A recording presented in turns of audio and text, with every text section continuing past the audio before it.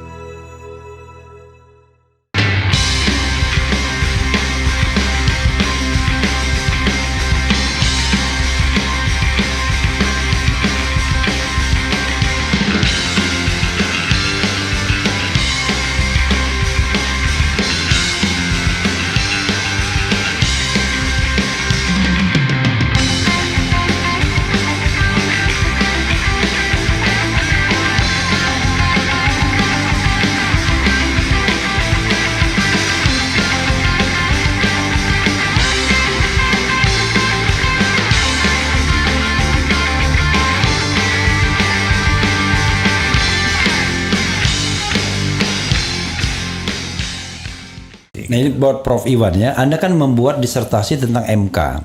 Dan Anda kan termasuk pemuji MK itu di disertasi itu ya. 10 tahun yang pertama. Iya. Sebagai the guardian of the constitutions kan. Bagaimana menjaga kemudian konstitusionalitas pemilu.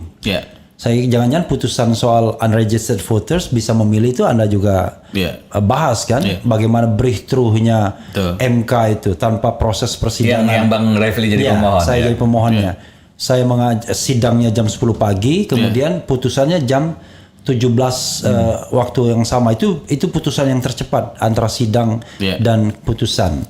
Dan MK kemudian dengan teori substantifnya mengatakan nggak terhalang untuk kemudian breakthrough, tidak mendengarkan lagi pihak-pihak karena dia memandang sebagai the guardian of the constitution dia perlu melakukan itu. Komentar Anda, pertanggungjawabkan pujian 10 tahun yang lalu. Untuk konteks sekarang siapa tahu kan kolega berubah Anda kan dia berubah. Kolega Anda juga di sana kan sekarang. Silakan. Saya kira disertasi saya itu kan evaluasi MK 10 tahun pertama. Saya kira semuanya sepakat bahwa performanya MK itu the rise of the performance of MK. Banyak undang-undang yang diuji dan banyak diterima oleh MK. Tapi disertasi Refli kan juga membuktikan bahwa setelah 10 tahun MK mengalami declining, declining dan itu juga ditulis oleh Henrianto the rise and the fall of the performance of the Constitutional Court. Persoalannya adalah kita punya masalah di paruh 10 tahun kedua MK itu ada declining performa dari hakim-hakim MK dalam merespon banyak komplain, banyak pengujian undang-undang yang diajukan ke Mahkamah Konstitusi. Dan itu paling serius ketika kemudian ketua MK-nya ditangkap oleh KPK, kemudian dilanjutkan lagi oleh berbagai macam pelanggaran kode etik oleh hakim MK, dan kemudian juga ada hakim MK ditangkap lagi oleh KPK. Dan terakhir kita juga mengikuti banyak pelanggaran kode etik oleh Guntur Hamzah dan sebagainya. Patrialis Akbar, Akil Muhtar dari Guntur Hamzah, juga terlibat dengan manipulasi putusan. Perubahan putusan maksudnya. Kode etik. Jangan disebut belum dong. Arsyad Sanusi. Betul. Jadi itu sudah ada dalam kajian riset yang saya lakukan, dan itu terjadinya kan mulainya Akil Mukhtar itu ditangkap Oktober 2013.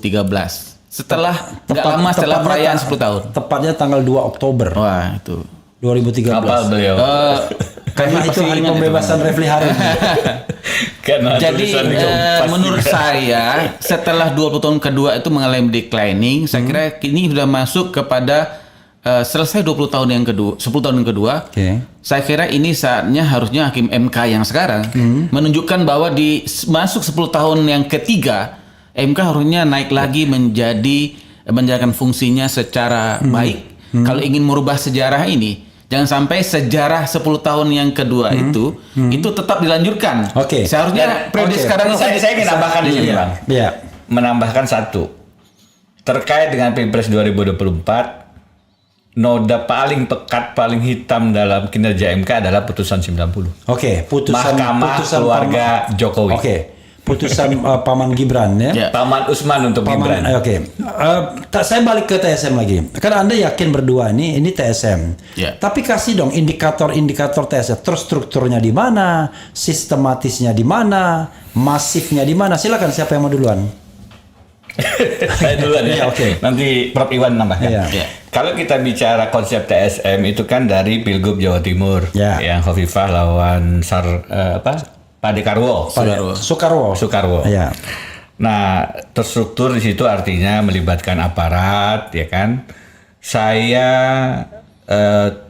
melihat kata-kata cawe-cawe itu menunjukkan bahwa aparatnya sampai pada level kepala negara. Oke. Sampai level tertinggi. Jadi strukturnya itu level tertinggi ya. Tertinggi. Oke. Sistematis itu kan artinya ada perencanaan. Ya, well plan. Well plan. Ya. Jadi kalau kita lihat tentu harus dibuktikan ya. Tetapi sudah banyak. Nah, kita harus nyebut dirty vote di sini nih. Iya. Mau tidak mau di sini Iya. sudah mulai diurai. Misalnya tentang pejabat kepala daerah, misalnya tentang berbagai macam isu bantuan sosial. Ya sebenarnya bantuan sosial itu juga memenuhi unsur masif. Kan itu cakupan wilayah lebih dari 50% lah minimal. Iya. Ya. Jadi menurut saya sih tantangannya tentu ada pada pembuktian. Tapi saya tidak mau memberikan challenge di situ. Kebetulan Prof Iwan dan saya kan berpengalaman ini menjadi kuasa salah satu calon pasangan 2019. ya Prabowo dan Sandi. Sandi. Kami kuasa hukumnya. Memang tidak mudah untuk membuktikan. Karena itu yang bisa kita sampaikan adalah ini secara kasat mata kelihatan. Bahkan presiden kan dengan jelas mengatakan dia cawe-cawe. Iya. Berpihak, tidak netral. Meskipun kampanyenya secara nyata tidak dilakukan secara resmi, tapi kan non resminya terjadi sebenarnya. Dan karena keterlibatan presiden inilah saya melihat TSM-nya ini jauh dibandingkan pemilu presiden sebelumnya. Saya setuju dengan beberapa pendapat yang sudah disampaikan beberapa kalangan. Ini adalah pilpres terburuk dalam sejarah kita. Oke. Prof Iwan. Ada pakar yang mengatakan begini, kalau orang ingin menangkan kontestasi politik, itu ketika dia memenangkan pertarungan di tingkat regulasi, maka dia sudah hampir menangkan setengah dari pertarungan itu. Oke.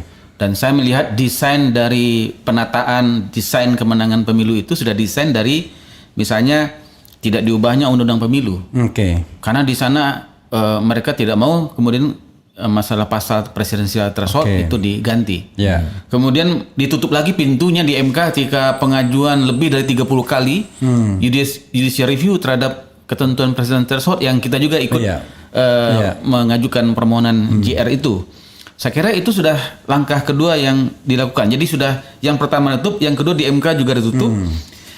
Dan yang ketiga puncaknya adalah MK meloloskan batas minimal syarat umur capres dan cawapres. Saya kira itu puncak pelanggaran konstitusional yang serius. Ketika seorang paman bisa memutuskan sebuah pasal yang itu didedikasikan kepada ponaannya, ya itu terang benderang dan MK pun mengatakan itu adalah pelanggaran berat yang serius. Yang berikutnya adalah KPU juga menyambut langsung menerima pendaftaran paslon capres dan cawapres walaupun secara administratif itu sebenarnya belum selesai di tingkat peraturan KPU. Kemudian masalah DPT yang tidak pernah selesai. 2019 masalah DPT itu sudah muncul dalam persidangan MK. Tapi tidak pernah diselesaikan 5 tahun kemudian. Nah, pertanyaannya kalau saya mengatakan berarti sengaja itu dibiarkan. Karena justru malah ada lagi yang mengatakan bahwa kalau ingin memenangkan kontestasi maka pastikan Anda bisa menguasai data pemilu dengan baik. Dan itu bisa digunakan sebagai alat untuk menjamin bahwa pasangan tertentu bisa memenangkan kontestasi.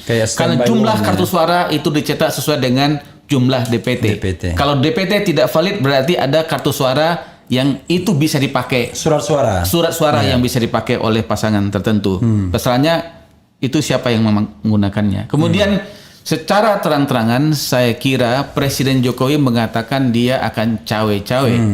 dan itu dibuktikan dengan desain kebijakan bansos BLT dan banyak hal yang kemudian orang saya kira dengan mudah termasuk melihat membolehkan menteri berkampanye walaupun Iya. bukan dari partai politik dan tidak betul terdaftar. ya, jadi kelihatan menguntungkan paslon 02. Kemudian kita juga melihat Bawaslu juga tidak seperti orang yang tidak bertindak sebagai seorang lembaga pengawas ya. Ada pelanggaran tapi kemudian seperti biasanya seperti wasit melihat pelanggaran tapi dia tidak pernah mengeluarkan kartu kuning apalagi kartu merah. Menurut saya pelanggaran itu sebenarnya harus ada yang sudah dikasih kartu merah gitu. Ya, jadi tapi itu tidak dilakukan. Dan terakhir saya kira tadi saya mengatakan prosedur kita jalani, tetapi saya juga skeptis dengan komposisi hakim MK. Cuma kita berharap kalau hakim MK yang sekarang ini berpikir untuk melakukan perubahan legasi yang mereka ingin tinggalkan supaya 10 tahun kedua itu bisa ditutup dengan performa yang bagus dalam menangani perkara sengketa Pilpres dan Pileg. Saya kira itu akan merubah catatan buruk